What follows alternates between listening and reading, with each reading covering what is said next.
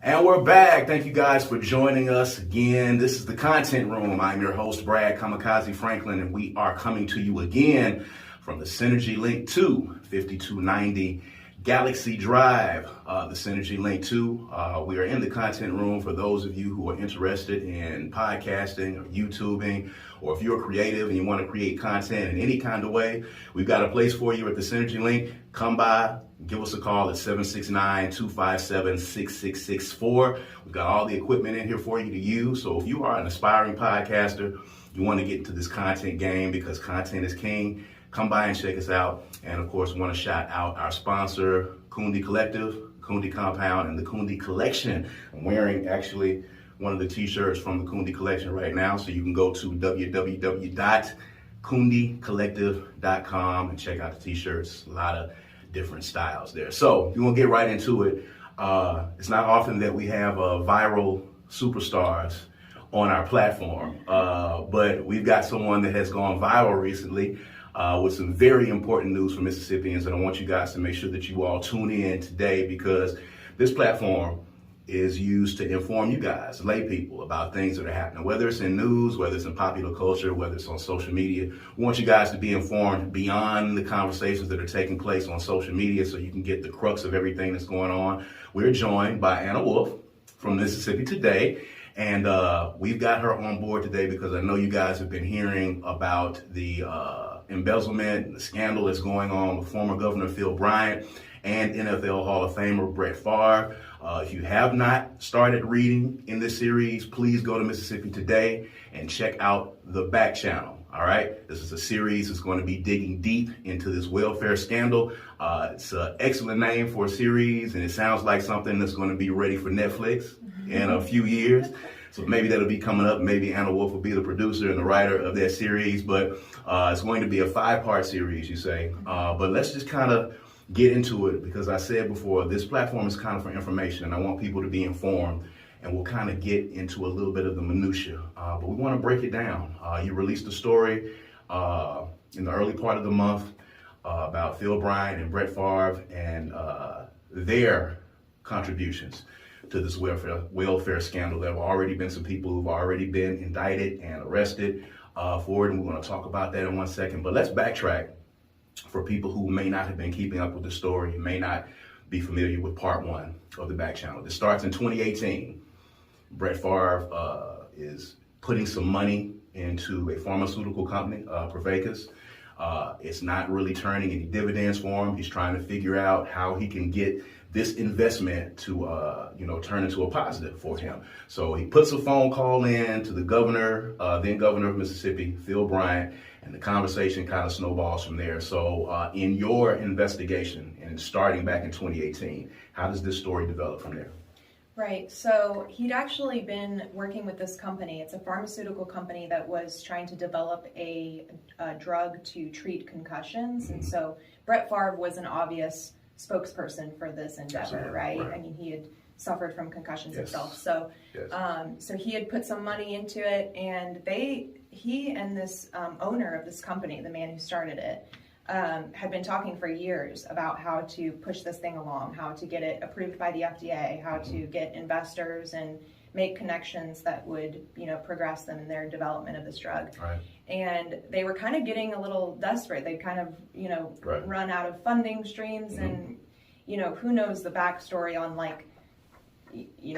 what they were necessarily spending the money on, and how there were probably other conversations even before then that probably took place, right? Yeah, of course. So so they were going to all kinds of people. Finally, Brett says, let's reach out to the governor. He's a friend of mine.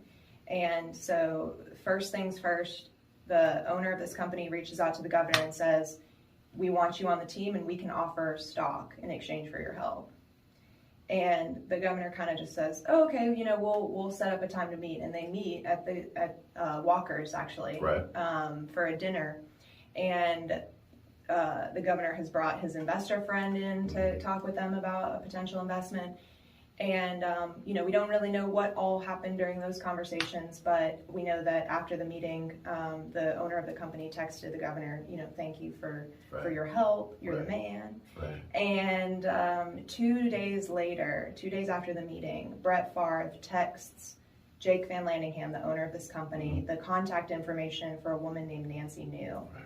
Now, at this time, Nancy is the founder of this nonprofit that has been receiving this unprecedented amount of money from the Department of Human Services to run anti-poverty programs to help people rise out of poverty. And as it stands, she's one of the 6 people who have already been arrested. She was for welfare arrested fraud, yes.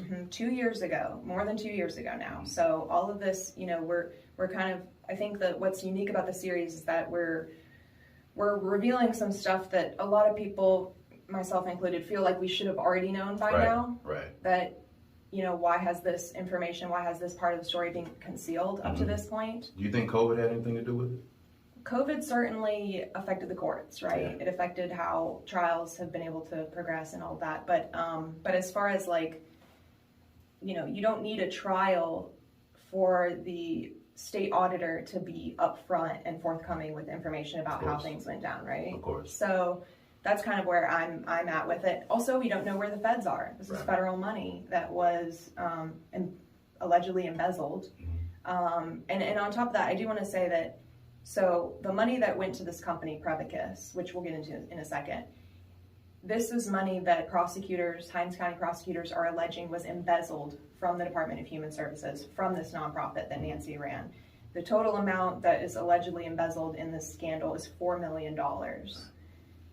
There was an additional more than $70 million that was just wasted, misspent, paid out improperly. And so I think I've tried, a lot of people have focused on, the theft element of this, which is huge. $4 million, largest public embezzlement scheme in state history, according to the officials.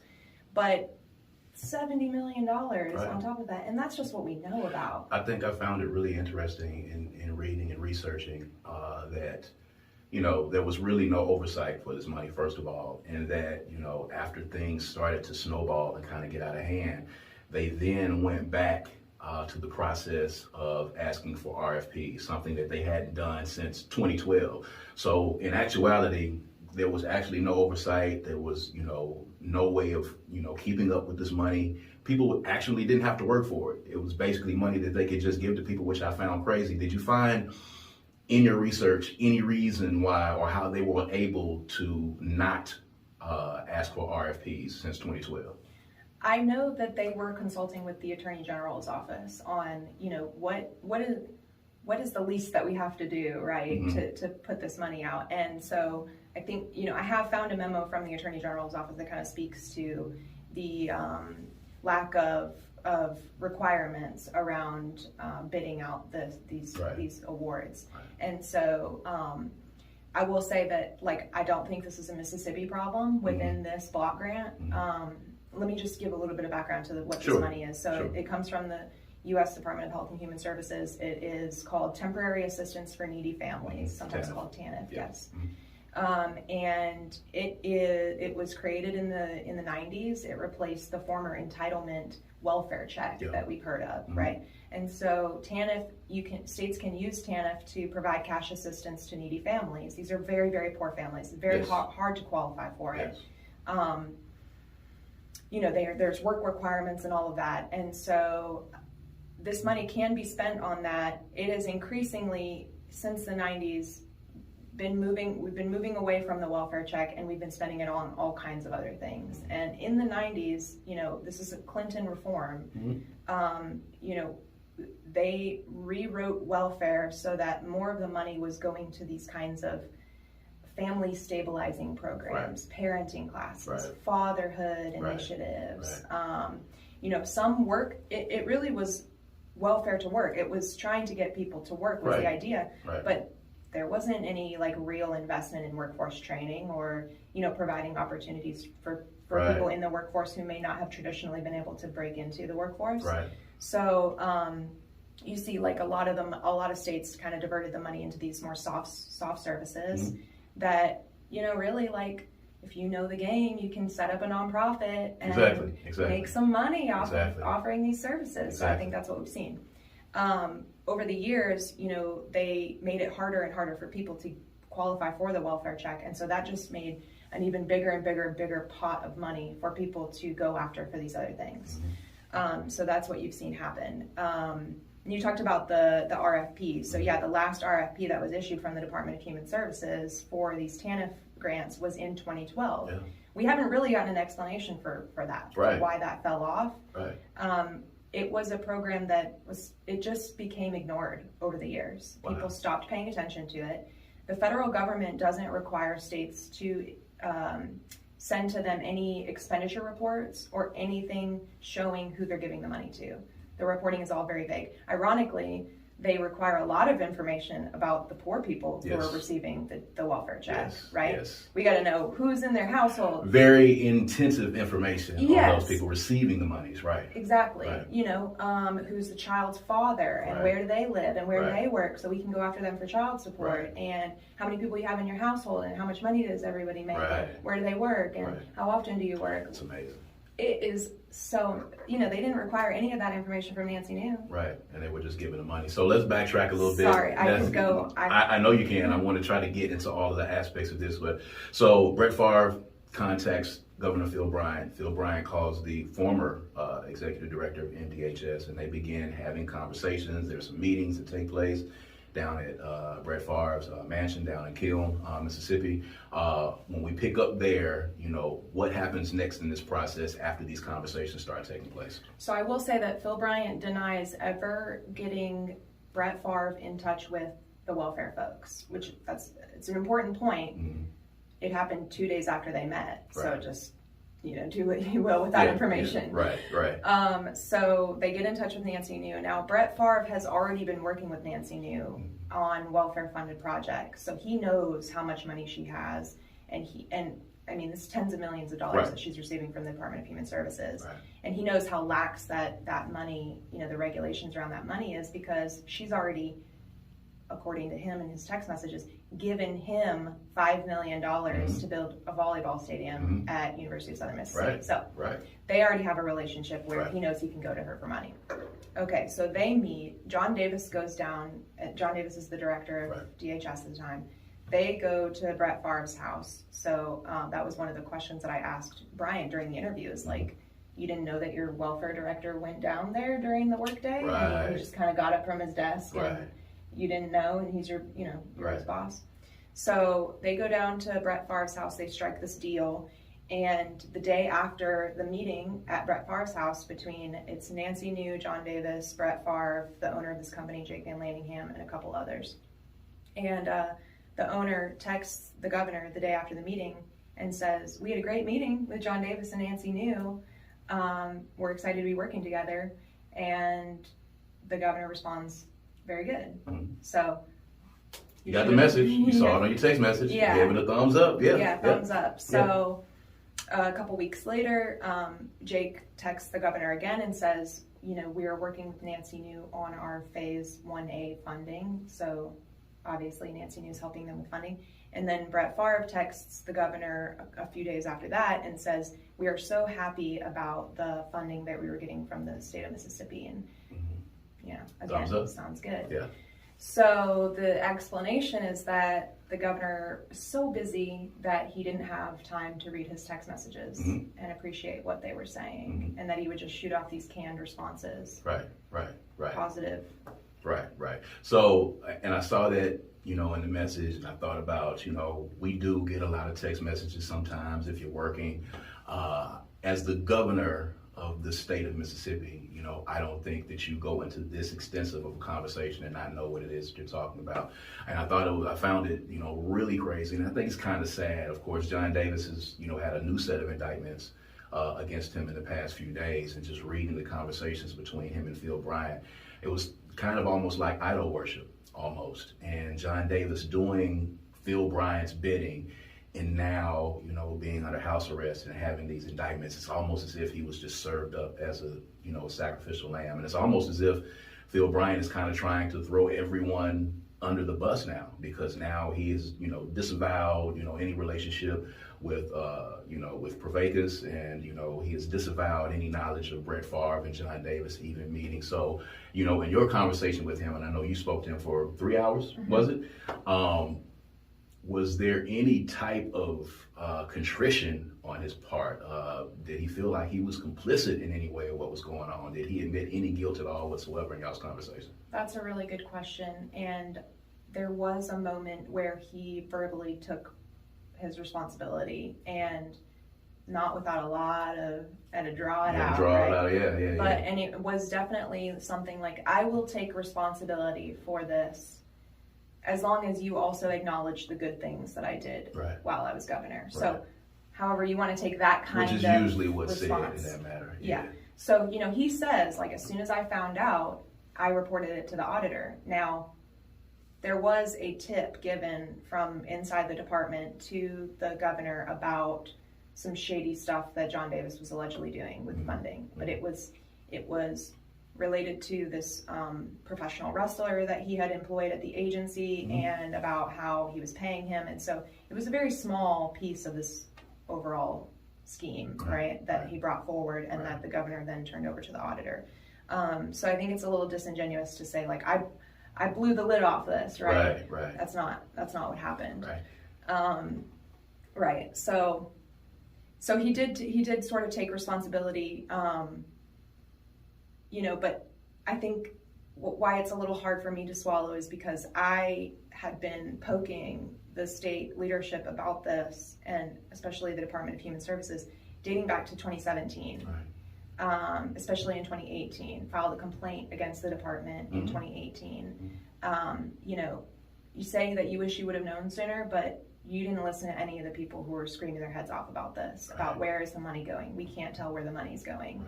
We know that 99% of people are being denied for this assistance. I can't see the programs where people are getting jobs through this, through this program. So what's happening? And, Do you think, and I grew up being a wrestling fan. I grew up knowing about, Ted DiBiase and Catching Planes, and I'm familiar with Ted Jr. and Brett. So seeing his name involved in this embezzlement scandal, and seeing Nancy's name and John's name and the other people that were involved, do you think there was a possibility that he felt like the DiBiase name was big enough and a big enough fish to prevent them from going any further up the chain? I think that's a good question and a good thing to wonder. I mean, I think that's certainly what the DiBiase family is saying, that they've been a distraction this whole time to the deeper issues that were going on in. Because clearly it's been going on before then. Of course, right. I mean, I do think that those purchases were especially egregious. These wrestlers who were making, Ted Jr. made $3 million from the department for basically giving self-help lectures, right? That he was mostly doing these professional trainings to state employees and DHS employees, but they were planning to kind of replicate that over to welfare clients. Think about how demeaning that is. And I do think that one thing, I kind of want to make this point, I hadn't really made this point in the past, but the idea that, poor people would be starstruck by these men, and that these men somehow have the power to, preach a change in someone's life. How patronizing. It's really condescending when I think about and reading about, Brett also being paid for all of these self-help chats that he was doing. And you're basically telling poor people, it's your fault that you're poor. This is what you need to do. Pull yourself up by your bootstraps. And at the very same time, with the other hand, they're kind of reaching into the pot of money that was used for those people. It's really, it's really crazy. It's embarrassing to a point. And we're going to talk about some of those, those bigger issues. But I want to go back into the Brett Favre thing. I want to talk about this volleyball arena that was supposed to be built. Has it been completed yet? Yes, it's done now. So it has been completed. So, now of course, both of these guys have kind of shot back at you on social media, indirectly or whatever the case is. Brett Favre is, of course, saying that he was not involved. Of course, you spoke with Governor Bryant, and there are a lot of people who are, coming at you because of the information that you have, gathered and you have put out. Would you say, out of this, it's over $70 million. What would you say is the most egregious, I guess, the most egregious expenditure that you've seen in your research? It's hard to say because, a lot of it was like there were, so many different programs that they were funneling money to. Mm-hmm. And so a lot of them aren't multi-million dollar payments. They're, smaller. Yeah. Mm-hmm. But so that's what makes the volleyball stadium so extraordinary because Right. it was $5 million. It probably was the single largest purchase. Right. I think secondary to that would probably be Ted DiBiase Jr.'s, Mm-hmm. Contract to do these speaking engagements through which he earned $3 million. I mean, it's mind blowing. It's astronomical. Yeah. It really is. And so the volleyball thing in particular, and I was just talking to somebody about this the other day, it was really interesting the way that they did it sort of in plain sight. They knew what they were doing. They knew that it was DHS money, and that's why they wrote kind of this, it's very transparent what they were doing. Mm-hmm.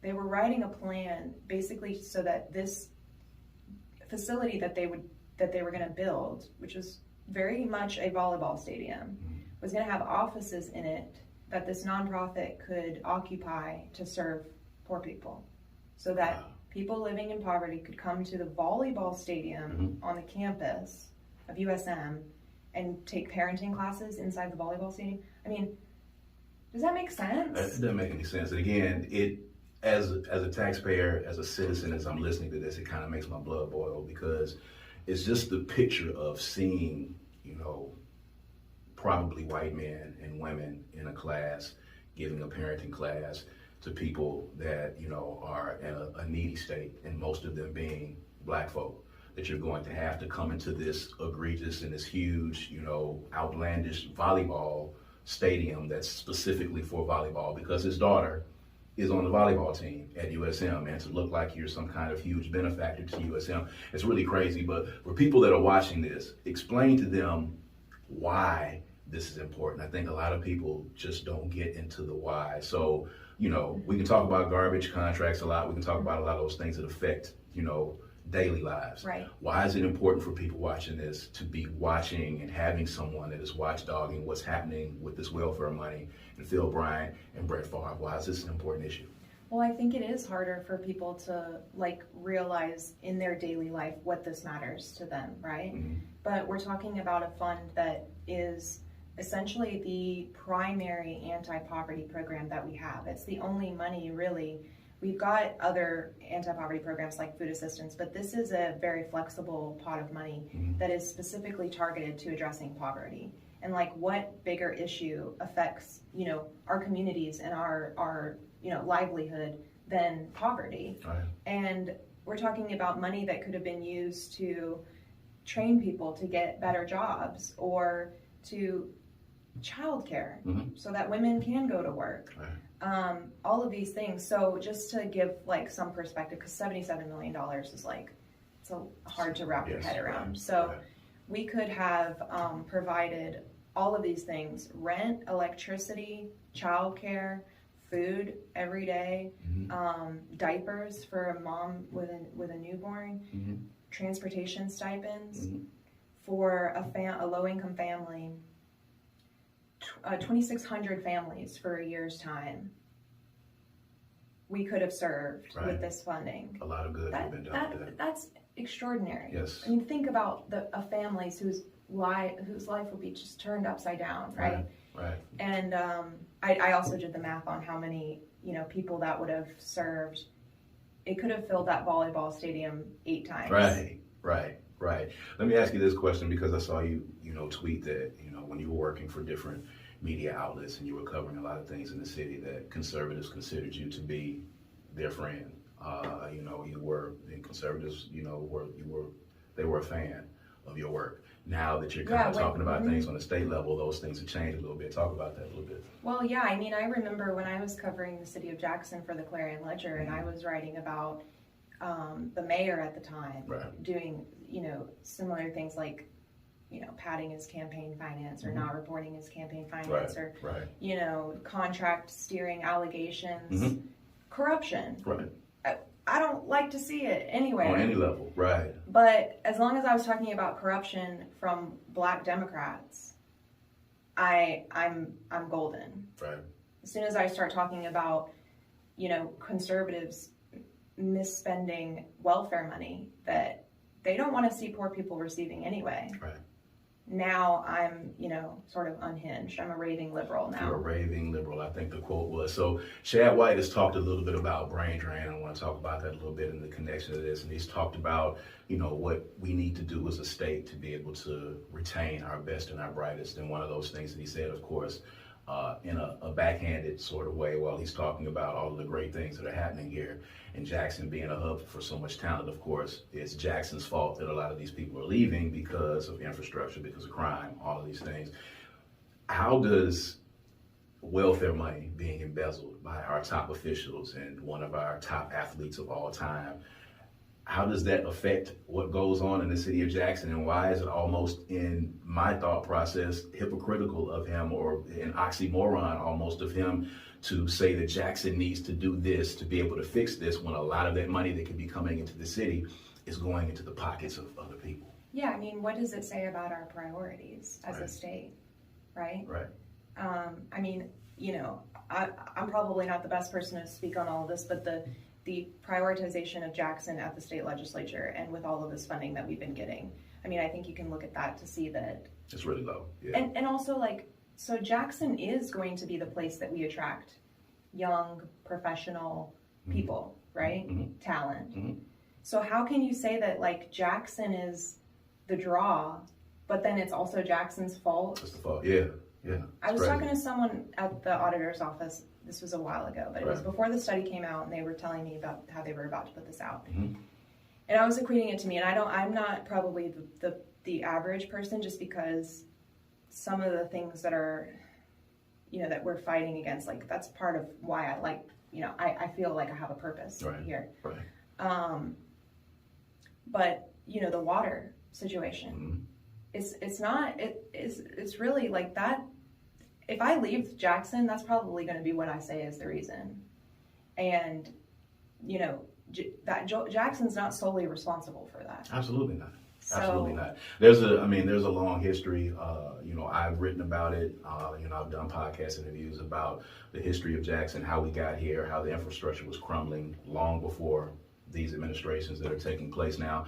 We knew that the infrastructure was crumbling when Dale Danks was mayor in the 80s, and the can was kind of kicked down the road. Yeah. And then if you couple that with, how Jackson is treated in the legislature, and how, lawmakers outside of the city of Jackson are not fans of Jackson. And we all know that if there was a way that they could take the Capitol and lift it up out of the ground and move it out of Jackson, they would. So, when I speak to people, and young progressive people that are getting out of college and trying to go places, water is one of the issues that comes up. I don't hear a lot of people talking about crime, although it is an issue. I definitely don't hear 21, 22, and 23-year-olds talking about who the mayor and the city council is of a city. Leadership is the furthest thing from a young person's, mindset about why they're not going to come to a city. Although, of course, on Twitter lately, someone seems to think that that's a huge issue.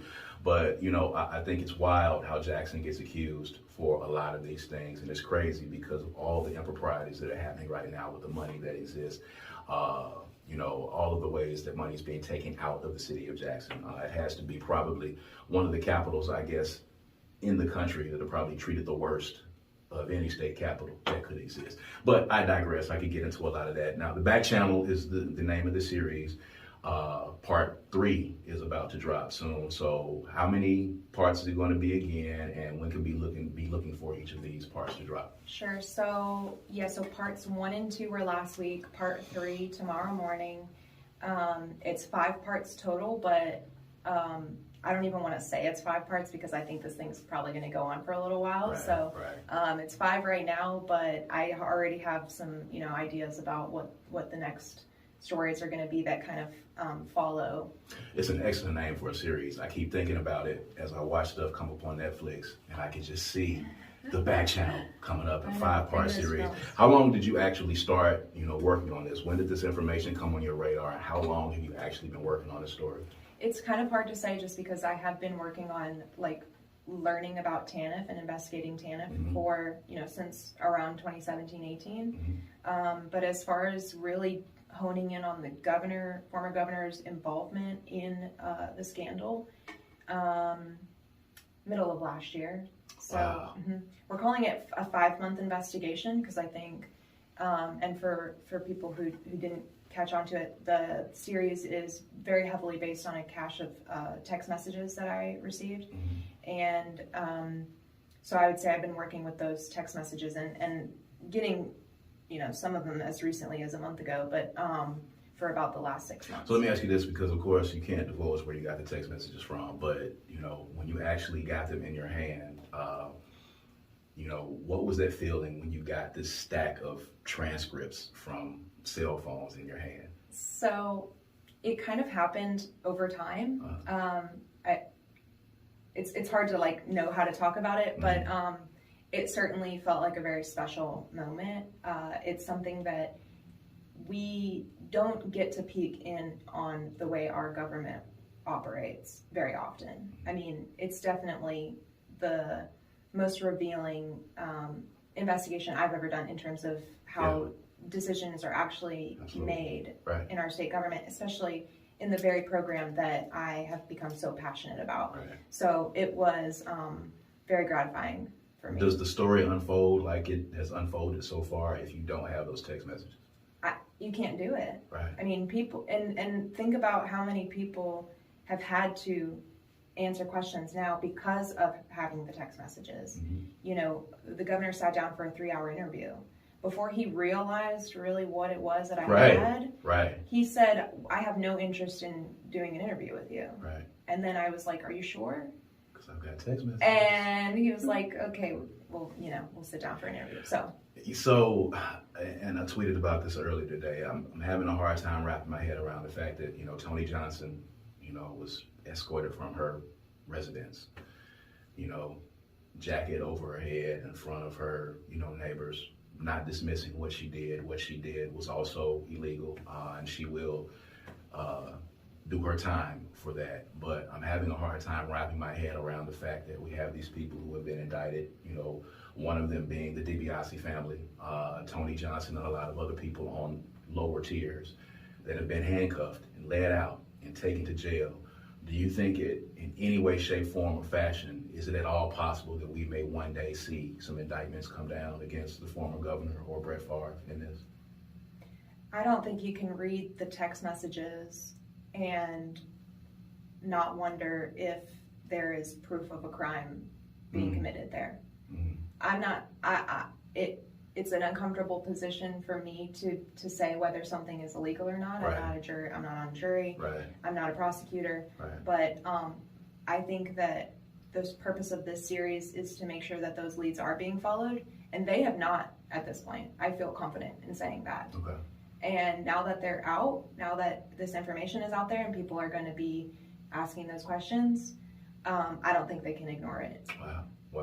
Well, we'll look and see what happens, and make sure you guys continue to follow Mississippi Today, and make sure you follow the Back Channel series. It's coming up. It's going to give you more information on what's happening with Phil Bryant and Brett Favre, and if we got to have you back, we'll have you back. Definitely want to use this platform to inform you guys, man, and keep you guys abreast of what's happening in your world. Make sure that you like and subscribe to the channel, Brad Kamikaze Franklin on YouTube. We're going to have more great interviews here with a lot of people. I want you to keep following the channel and keeping up. Make sure you follow Mississippi Today on all social platforms, and follow Anna Wolfe on, what's your Twitter? It's Wolfe, AYEWOLFE. There you go. Please make sure you follow her on Twitter, because you're going to always stay informed, and a lot of great conversations come from stuff that she tweets on Twitter, and I caught up with her on Twitter, and I definitely said I have to get you on the show because I don't want this story to die. I want people to continue to ask questions about this, because I think this is one of those watershed moments that's going to help to turn the page here in the state of Mississippi that's behind in a lot of ways. I think this is going to help to push us forward. I think that's what we need. All right. So we thank you guys for joining in, man. Y'all stick with us. We got more content dropping. Stay with us. Peace and power.